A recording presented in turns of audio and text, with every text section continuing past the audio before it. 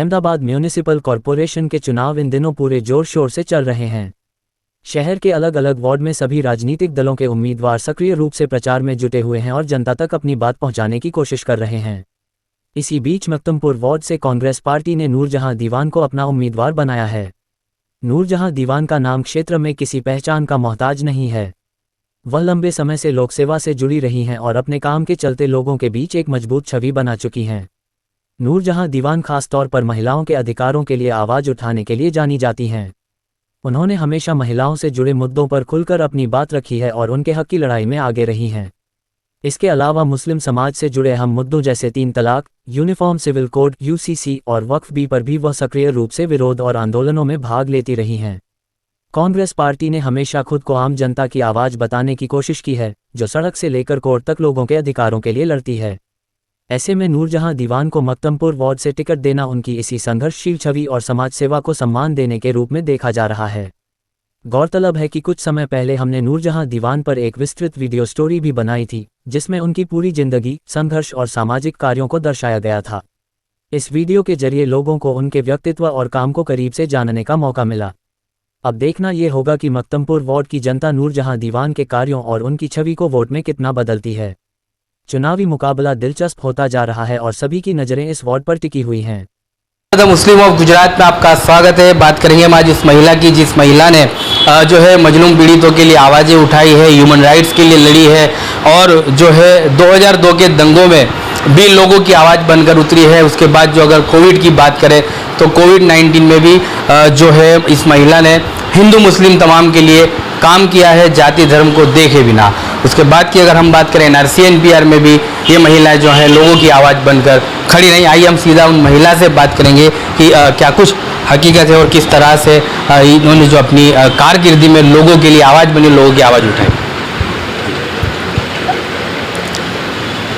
मेरा नाम नूरजहां दीवान है और मैं BMMA में स्टेट कन्वीनर हूँ गुजरात की। और ज़्यादातर जो काम जो मेरा है महिलाओं के साथ है, एजुकेशन पे है, बच्चों के साथ काम चलता है मेरा और ह्यूमन राइट्स पे काम करती हूँ मैं। किस तरह के काम आपने किए हैं, जैसे कि 2002 के दंगों की बात की है, कोविड की है और उसके बाद NRC NPR लोगों की आवाज़ बनी हो, किस तरह?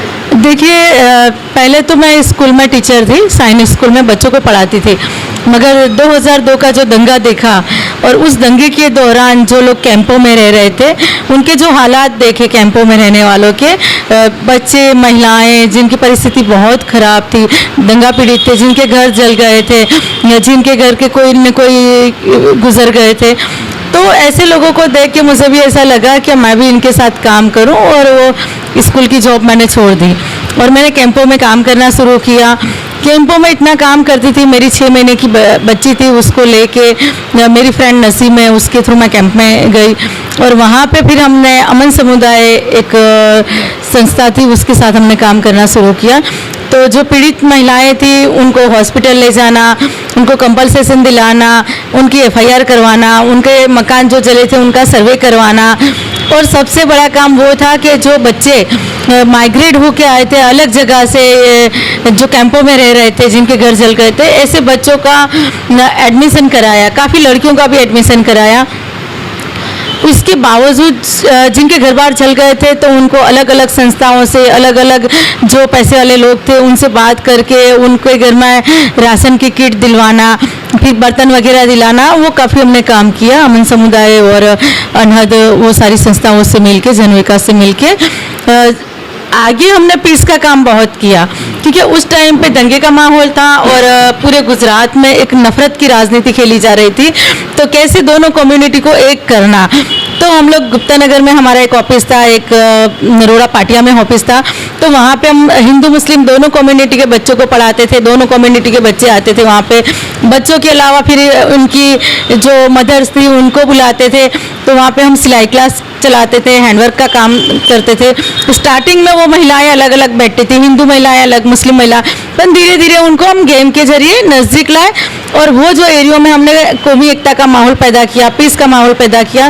गुप्ता नगर में भी कंटिन्यूस हमने महिलाओं के साथ किया, बच्चों के साथ काम किया। जो लड़कियां ड्रॉप आउट हो जाती थी उनके पेरेंट्स को समझा के एडमिशन कराना, 2003 के अंदर आई थिंक अमन समुदाय के थ्रू हम सारे अमन पथिकों ने मिल के मद्रास के अंदर सन टीवी के पास में एक अंजुमन स्कूल है इंग्लिश मीडियम, वहाँ पे हम 110 बच्चों को पढ़ाई के लिए छोड़ के आए थे और काफ़ी बच्चे पढ़ के भी निकले। आज कोई डॉक्टर है, कोई वकील है, तो वो उससे मुझे बहुत खुशी हो रही है।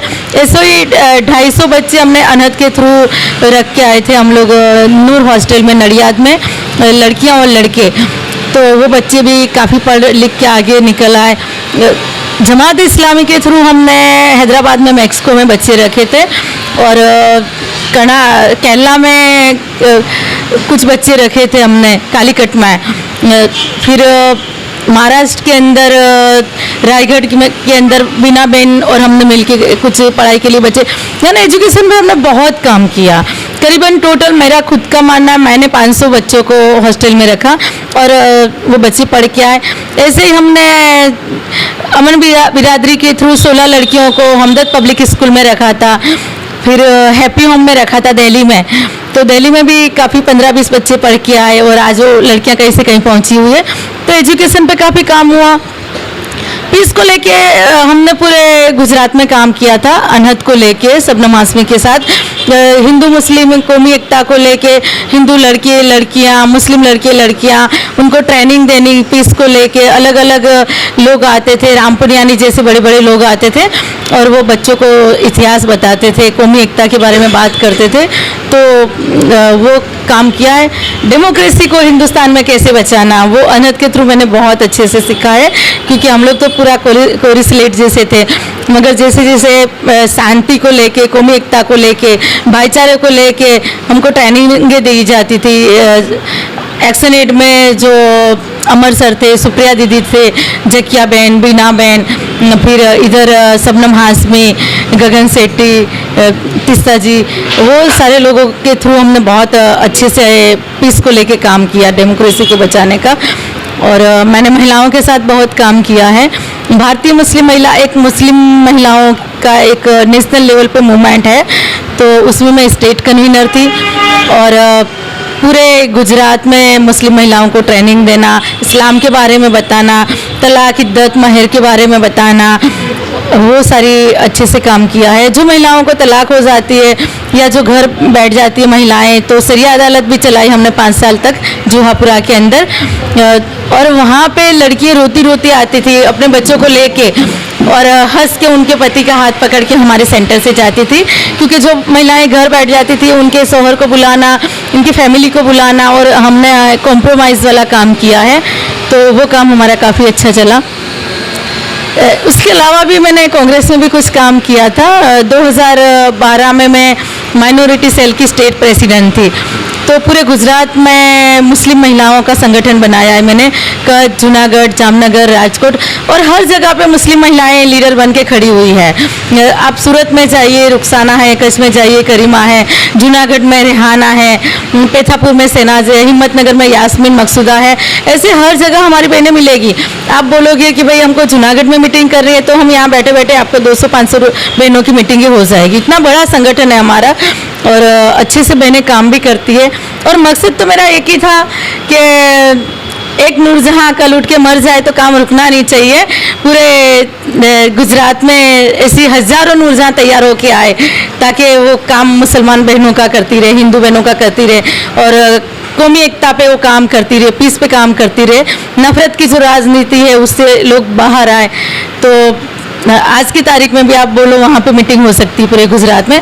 गुजरात के अलावा भारतीय मुस्लिम महिला आंदोलन और अनहद के थ्रू मैंने दिल्ली में काफ़ी काम किया है पीस को लेके, कलकत्ता में काफ़ी मीटिंग की है, और एमपी में भोपाल, इंदौर, वहाँ पे भी काफ़ी काम किया है। दूसरा राजस्थान के अंदर काफ़ी मीटिंगें की है, संगठन भी बनाए हैं राजस्थान में हमने महिलाओं के।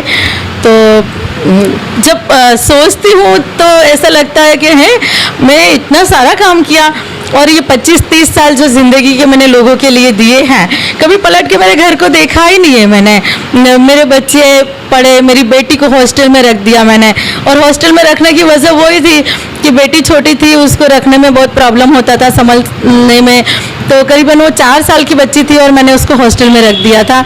आज वो कॉलेज उसने पूरी कर ली और जब घर वापस लाने की थी तो मैंने बोला बेटा आप घर आ जाओ। तो बच्ची भी बोलते अरे मम्मी जब तुम्हारी ज़रूरत थी जब तो तुम लोगों की सेवा करते थे, अब तो मैं दिल्ली में पढ़ूंगी। तो है कि काम के लिए मैंने कभी भी पीछे पलट के नहीं देखा, बहुत काम किया। और पूरे हिंदुस्तान की बात नहीं है, पूरे वर्ल्ड में कहीं भी मतलब जिनोसाइड होता है या किसी के साथ नाइंसाफ़ी होती है या किसी पे अत्याचार होते हैं, तो वो अत्याचार को लेके कंटिन्यूस मतलब हम लोग आवाज़ उठाते हैं। सारे लोगों से मिल के गरीबों के साथ कुछ होता है या महिलाओं के साथ कुछ होता है या तो पूरे हिंदुस्तान में या हिंदुस्तान के बाहर कहीं भी बलात्कार होते हैं, तो हम कम से कम बैनर लेके खड़े रहते हैं कि ये जो हुआ वो गलत हुआ है, दोषियों को सज़ा मिलनी चाहिए। फिर वो किसी भी धर्म का हो, अगर किसी ने बलात्कार किया है तो वो हिंदू हो, मुस्लिम हो, क्रिश्चियन हो, ईसाई हो, उससे हमको कोई फर्क नहीं पड़ता, वो दोषी है और उसको सज़ा मिलनी चाहिए, वो बहन को न्याय मिलना चाहिए। तो ये डिमांड भी हमने कंटिन्यूस की है, हर जगह हमने आवाज़ें उठाई है, कहीं रैलियाँ भी काफ़ी निकाली है, धरने भी कहीं किए हैं। और जिस तरह से निर्दोष लोगों को पे जो पोटा की कलम एक बनी थी और पोटा में जो निर्दोष लोगों को डाल दिया था 2002 के बाद, हाँ, तो कम से कम 218 लोगों को, तो उन हाँ पोटा, तो वो लड़ाई भी हमने काफ़ी लड़ी थी। पोटा हटाओ, मुकुल सिन्हा, निर्जरी दीदी, जन अधिकार मंच वाले, और आज तो मुकुल सिन्हा है नहीं, उनकी याद आ रही है, मगर बाकी सारे एनजीओ वालों ने मिलके, और एनजीओ के साथ मैंने बहुत काम किया है, सभी एनजीओ के साथ मिलके किया है। पिछले 25 साल से एनजीओ के साथ मिलके काम करती हूँ। फिर वो इस्लामी रिलीफ कमेटी हो, क्योंकि इस्लामी रिलीफ कमेटी और जमात हिंद के साथ मिलके पूरे गुजरात में जो लोगों के घर जल गए थे, ऐसे लोगों को हमने मकान दिलाए हैं। वटवा में तो 110 मकान दिए हैं, जोहापुरा में भी, बाकी सब जगहों पे भी। तो संस्थाओं के साथ भी मिलके मैंने काफ़ी काम किया है। संस्थाओं के अलावा मैंने पुलिस स्टेशन में भी काफ़ी काम किया है। सुरक्षा सेतु का जो प्रोजेक्ट था गवर्नमेंट का, तो वो प्रोजेक्ट के थ्रू ये जो कारंज पुलिस स्टेशन है वहाँ पे पीआई पटेल साहब थे, तो उनसे मिलके हम लोग कॉलेज में जा के जो कॉलेज की लड़कियां थी उनको समझाते थे, उनको ट्रेनिंग देते थे, कैसे लोगों से बातचीत करना, कैसे अपने आप को संभालना। तो सुरक्षा सेतु में मैंने काफ़ी काम किया है। और जोहापुरा में तो पिछले 30 साल से, जब पुराना पुलिस स्टेशन था, अभी ये बाद में यहाँ पे आया, तब से हम लोग काम करते थे। हर काम के लिए मतलब पुलिस स्टेशन में मिल के काम करते थे। पहले 498 498 की कलम लोग ज़्यादा लगा देते थे, तो पीआई साहब खुद फ़ोन करते थे हमको, RM पटेल साहब थे उस टाइम पे, नीनामा साहब थे, કે બેન આવો ને અહીંયા 498ની कलम ની વાત થઈ રહી છે, તમે આવીને સમજાવો ને। तो फिर हम जावे, दोनों पार्टी को बाहर लेके बैठते थे और उनका समाधान कराते थे। और नीनामा साहब ने तो मुझे वहाँ तक बोला था कि आपको हम एक टेबल दे देते पुलिस स्टेशन के अंदर, वेजलपुर पुलिस स्टेशन में, आप बैठिए और लोगों का कॉम्प्रो कराइए, अपने यहाँ पे 498 होने ही नहीं देनी, केस बनने ही नहीं देने। केस होके भी लास्ट में समाधान हो जाता है, और वो ईगो प्रॉब्लम होता है तो घर टूट जाते हैं, तो कोई मतलब नहीं है केस करने का, तो इससे तो बेहतर है बाहर समाधान हो जाता है। तो वो काफ़ी समाधान किए, और मैंने मेरी ऑफिस में बैठ के, रिकॉर्ड है मेरे पास, करीबन 500 से भी ज़्यादा समाधान की हैं। जोहापुरा के बाहर के लोग भी आते हैं, आजू बाजू के गांव के लोग भी हमारे पास आते हैं, हमारी बहू घर बैठ गई है या हमारा दामाद बुला नहीं रिया बेटी को, इस तरह के केसेस सॉल्व किए हैं। और दूसरी एक बात बताऊं कि CAA NRC का जब मुद्दा था तो लोग प्रोटेस्ट कर रहे थे, साइन बाग बना रहे थे, तो हमने जोहापुरा में भी प्रोटेस्ट किया था, क्योंकि वो मुद्दा एक ऐसा था कि लोगों को एक डर भी था कि भाई हमारे पास तो पेपर नहीं है, और जब वो लागू हो जाएगा तो पता नहीं क्या होगा क्या नहीं, तो हमने उसके लिए भी आवाज़ उठाई थी। दूसरी एक बात कि जब लॉकडाउन लगा तो लॉकडाउन को लेके काफ़ी काम किया था, लोगों को खाने के फाफे थे, लोगों के घर में अनाज पानी नहीं था, तो NGO से मिलके हमने लॉकडाउन में लोगों के घरों में किट पहुंचाई है। और अभी जब ये कोरोना आया तो मतलब मैं सोच नहीं सकती कि इतनी किटें, इतना अनाज कहाँ से आया। इतनी मदद की है लोगों ने, हर तरह की, वो सब्जी हो या अंडे हो या मटन हो, चिकन हो, अनाज की किटें हो, हर तरह की मदद हमने लोगों को पहुंचाई है। जुहापुरा में तो जुहापुरा, मगर जुहापुरा के बाहर भी बॉम्बे होटल एक इलाका ऐसा है जहाँ पे गरीब बस्ती रहती है, जहाँ पे चंडोला ऐसा है, तो जाने भी नहीं देते थे। तो हम लोग पुलिस वालों ने हमारा उस टाइम पे बहुत सपोर्ट किया। उनको पता था कि हम लोग ये गरीबों की मदद कर रहे हैं या जिनके घर में राशन पानी नहीं उनकी मदद कर रहे हैं, तो वो हमको कर्फ्यू में भी जाने देते थे कि आप अनाज लेके जाते ना, जाइए लोगों को दे के आइए। तो पुलिस ने भी उस टाइम पे हमारा काफ़ी सपोर्ट किया था। और ऐसा नहीं कि सिर्फ मुसलमान लोगों को हमने वो अनाज की किटें दी, हमने तमाम धर्मों के लोग, मेरे पास काफ़ी फोटोग्राफ है जो गुप्ता नगर में बहनों को हमने काफ़ी अनाज दिया है। वहाँ तक के दूध का पाउडर, बच्चों के लिए दूध नहीं था तो दूध का पाउडर, अंडे, सब्जी की ऐसी पैकेट बना बना के 2-2 किलो की सब्जी जिसमें टमाटर, आलू, प्याज वगैरह रखते थे, सब्जी रखते थे सारी, और वो किट बनाते थे पूरी। एक बाजू अनाज की किट पूरे घर की, सब्जी की किट, ऐसे करके हमने वो काफ़ी, मतलब कभी कभी मुझे याद आता है तो मैं सोचती हूँ कि अल्लाह एक नेक काम इतना अच्छा तूने मेरे से कराया है। तभी तो लोगों की सेवा करते करते मुझे कोरोना हो गया था, और जब कोरोना हो गया मुझे तो इतना बढ़ गया था कि डॉक्टरों ने मेरे हस्बैंड को बुला के बोल दिया कि अब आपकी बीवी मुश्किल से 8 बजे तक जिएंगे, जिसको बुलाना है उसको बुला लो। और आमिना खातून हॉस्पिटल के नीचे लोगों का इतना टोला खड़ा हो गया था, और छेली सांसें मेरी चल रही थी, ऑक्सीजन पे थी, ऑक्सीजन पे से बार बार बाईपेप पे जाती थी, ऑक्सीजन पे आती थी, इस तरह से कंटिन्यूस हो रहा था। और सभी लोग आते थे, नर्सें भी आके ऐसे देखे और फिर ऐसे इशारे से बोले कि अब ये नहीं बचेगी, और मुझे खुद को भी हो गया था कि मैं नहीं बचूंगी। मगर कोरोना में मैंने इतनी हेल्प की है, मैंने क्या, मतलब लोगों ने इतना दिया मेरे पे विश्वास करके, लोगों ने देखने भी नहीं आते थे लोग। एक ध्रुव, कहाँ जा रहा है, एक ध्रुव भैया जो है जो सिटी में रहते हैं, और वो तो पूरी गाड़ी भर के आते थे, खाना, पका हुआ खाना लेके। जुहापुरा जैसे एरिया में कोई आने को डरता है, मगर वो ध्रुव भैया आते थे पका हुआ खाना लेके, और रोज 500 लोगों का खाना लाते थे, डेली सर्विस। और मैं तो, मेरे में इतनी ताकत नहीं कि मैं 500 लोगों को बांटने जाऊं। तो फतेहवाड़ी से अंजुम आपा, उनके हस्बैंड आते थे, फारूक भाई आते थे, मुस्तकीम आता था, अलग अलग तरह के, अलग अलग एरिया के लोग वहाँ पे अपने बर्तन लेके आ जाते थे। जब ध्रुव भैया आते थे तो वो, मैं उनसे खाना लेके वो 500 लोगों का खाना अलग अलग लोगों को बांटी थी, डेली सर्विस। ये हमने करीबन 2.5-3 महीने तक किया लोगों के घर, और लोग आस लगा के बैठे थे कि खाना अभी आएगा, अभी आएगा। वहाँ तक के नारोल जो है ना, वो ब्रिज के नीचे जो मजदूर हैं, जो बाहर के थे, जिनका कोई यहाँ पे नहीं है, मजदूरियाँ करते थे, फैक्ट्रियाँ सारी बंद हो गई थी, तो वहाँ पे भी हम जाके रोज़ खाना बांटते थे ब्रिज के नीचे कंटिन्यूस। और अनाज की किटें भी इतनी बांटी, तो इसीलिए इतना, मतलब मैंने लोगों की जो हेल्प की थी, तो रब ने भी मेरे पे करम कर दिया और एक नई जिंदगी मुझे दे दी। ये उन लोगों की दुआ ही है जो बाईपेप और ऑक्सीजन के बीच का सफर आपने तय कर लिया। हाँ, मौत को मैंने इतने करीब से देखा था कि मुझे भी लग गया कि मैं अब नहीं जीऊंगी, ऐसी हालत हो गई थी मेरी। मगर लोगों की दुआओं का असर था, जो ऊपर वाले ने एक वापस ज़िंदगी दे दी।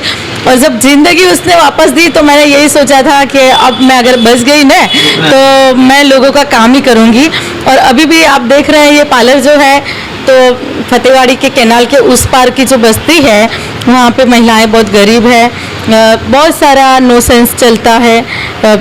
महिलाओं के बारे में कुछ बताना नहीं है, मगर आप खुद समझ सकते हैं कि जब पेट में दाना नहीं होता तो लोग कितनी हद तक चले जाते हैं। तो मैंने ये सोचा कि यहाँ ये सिलाई की मशीनें, यहाँ पे लड़कियाँ आती है, ट्रेनिंग भी लेती है, सिलाई की, ब्यूटी पार्लर की ट्रेनिंग लेती है, और फिर वो इसमें जो लड़कियाँ मुझसे ट्रेनिंग लेके गई है वो लड़कियाँ आज भी कहीं जॉब पे लग गई है।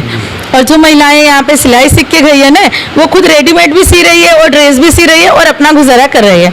अभी 10 तारीख से नई बैच शुरू होने वाली है, तो मुझे खुशी हो रही है कि चलो ये सेंटर इतना अच्छा है कि यहाँ पे कॉस्ट है नहीं, थोड़ा सा लेते हैं ताकि उनको यूँ ना लगे कि मुफ्त का है तो जाते नहीं जाते। हाँ, मगर बहुत कम कीमत में हम लोग सिखा रहे हैं उनको।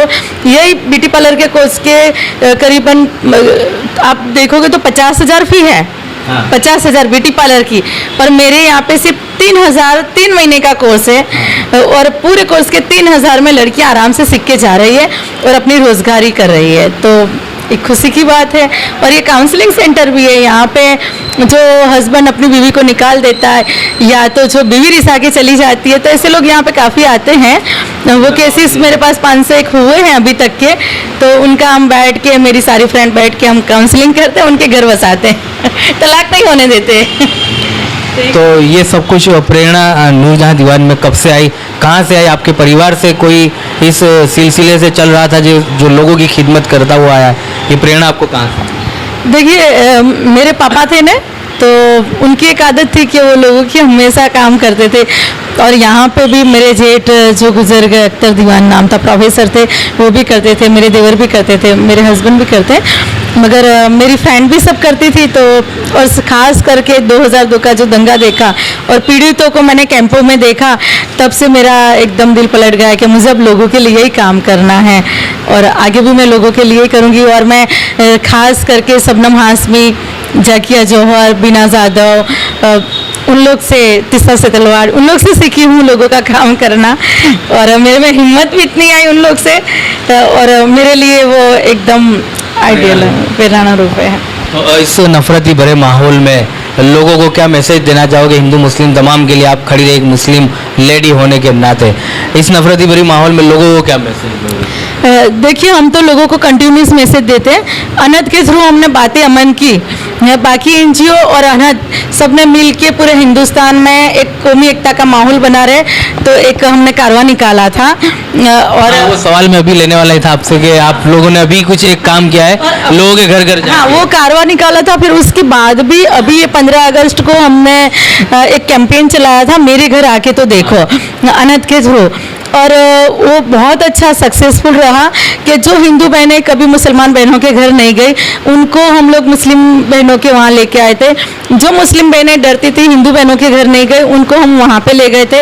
हिंदू भाई भी आए थे मुसलमान लोगों के यहाँ, मुसलमान भी गए, और वो एक कौमी एकता का माहौल के जो कभी नहीं मिले, वो इतने हाथ मिला मिला के बातें कर रहे थे, गले मिल मिल के बातें कर रहे थे। और मैं दूर कोने में बैठी बैठी देख रही थी कि काश ऐसा पूरे हिंदुस्तान में हो। और फिर ये बातें अमन की, और मेरे घर आके देखो के थ्रू आज जब हमने कश्मीर में ये कारवां चलाया, तो कश्मीर में पूरे हिंदुस्तान से लोग आए थे, 40 लोग आए थे, और वो सारे नॉन मुस्लिम सारे। और वो जो मुस्लिम लोग हैं कश्मीर के, जो बिल्कुल बॉर्डर तरफ रहते हैं, वहाँ पे वो उनके घर, मुसलमानों के घर रहे, और उनके घर 2 दिन रहे, खाया पिया, बातचीत करी, और उनको इतना अच्छा लगा। और एक पूरा कौमी एकता का माहौल था, पीस का माहौल था। और शबनम दीदी का भी यही मकसद था कि पूरे हिंदुस्तान में पीस, शांति बनी रहे, तो वो उसमें हम काफ़ी सक्सेस रहे हैं। तो मुझे भी खुशी हो रही है कि काश मुझे मौका मिलेगा तो पूरे हिंदुस्तान में मैं कौमी एकता का काम करूंगी, बातें अमन की करती रहूंगी, और लोगों को जोड़ती रहूंगी, नफरती माहौल से लोगों को दूर रखूंगी। तो ये सारे मोमेंट हम देख रहे हैं, ये वही नूरजहां दीवान के कामों का ये मेहनत सफल का जो है ये नाम ये है। सारे मोमेंट है जी, ये मेरी 22-23 साल की मेहनत है। 2002 के बाद जो मैंने काम किया ना लोगों के बीच में, तो जहाँ जहाँ गए वहाँ पे लोगों ने दी है, तो उस पे जिसने दिया है उसका भी नाम लिखा हुआ है, और मुझे दिया है तो मेरा भी नाम लिखा हुआ है। तो हैदराबाद से वो पीछे जो है ना, वो हैदराबाद से है, फिर ये जो है वो राजस्थान से मिले हैं, अहमदाबाद से है, फिर पूरे भारत भर से। हाँ, सारी जगहों से मिले हैं, एमपी से है, राजस्थान से, दिल्ली से, और इतने सारे जो है वो घिर घिर के घर में टूट गए, क्योंकि मेरा घर इतना छोटा है तो इतनी जगह भी नहीं थी, तो इतना एक थैला भर के तो घर पे पड़े हैं, और जो अच्छे थे वो लगाए हैं। अगर उसको देखने हो तो मैं लेके आऊँगी, मगर इसको देखती हूँ तो मुझे एक खुशी भी होती है कि ये मेरे काम का नतीजा है ये। और घर में सब बच्चे बोलते थे मम्मी इसको क्या करेंगे, इतने सारे जमा हुए हैं तो इसको भर के रख दो, तो बेटी ने रख दिए। फिर अभी मैंने इसको निकाल के यहाँ लगाया, मैंने क्या रहने दो, कम से कम मुझे याद आती रहेगी कि मैं लोगों के काम के लिए कहीं हैदराबाद गई थी, कहीं एमपी गई थी, राजस्थान गई थी, दिल्ली गई थी, महाराष्ट्र, बॉम्बे से भी मुझे याद 2-3 जो है वो बॉम्बे से मिले हुए हैं, और यहाँ से भी। और दूसरी एक बात बोलूँ आपको, 10 साल के अंदर 2002 से लेके 2012 तक जिसने बहुत अच्छा काम किया है, ऐसी कुछ 10-12 महिलाओं के नाम थे। तो गुजरात में से एक मेरा भी नाम था, नूरजहां दीवान ने, और दिल्ली में मुझे सम्मानित भी किया था, और बुक्स भी बनी है। मैं अभी आपको वो बुक्स दिखाऊंगी। और बॉम्बे में भी, हाँ, बॉम्बे में भी एक बुक निकली थी जिसमें मेरा नाम है कि गुजरात तरफ से मैंने बहुत अच्छा काम किया है। उस बुक्स में मुझे अवार्ड भी दिया है। और सबसे बड़ी बात, भास्कर पूरे गुजरात में से महिलाओं को सम्मानित कर रहा था कि जिन्होंने बहुत अच्छा किया है उनको सम्मान पत्र देके वो सम्मानित कर रहा था। तो एक नाम अहमदाबाद से मेरा भी था, मुझे भास्कर तरफ से भी सम्मानित किया है। तो काम तो बहुत किया है और लोगों ने इज्जत भी दी है इतनी। चलिए, तो ये थे नूरजहां दीवान। और कहा जाता है कि यूं तो खुदाबंदी के लिए लाखों फरिश्ते बनाए गए हैं, लेकिन इंसान को बनाया गया है दर्द इंसान के लिए।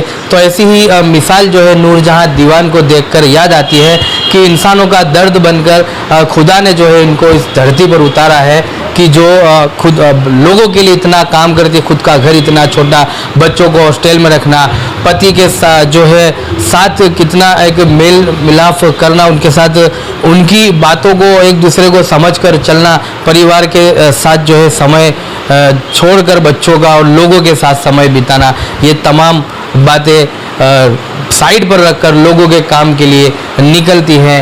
और इनाम में जो है तस्वीर में सारे ये मोमेंट आप देखते हैं। उसके अलावा दुआएं इनके मिलती हैं कि कोविड जैसी परिस्थिति में जो लास्ट स्टेज पे कोविड होता है, वहाँ से नूरजहां दीवान लोगों की दुआओं से वापस आती है, उस वक्त के लिए आती है जो मजलूम लोग आज भी ऐसी नूरजहां दीवान का इंतज़ार करते हैं कि ऐसी नूरजहां दीवान आए और हमारी मदद करे। तो ऐसे ही तमाम खबरों को देखने के लिए मुस्लिम ऑफ गुजरात को देखते रहिए। धन्यवाद।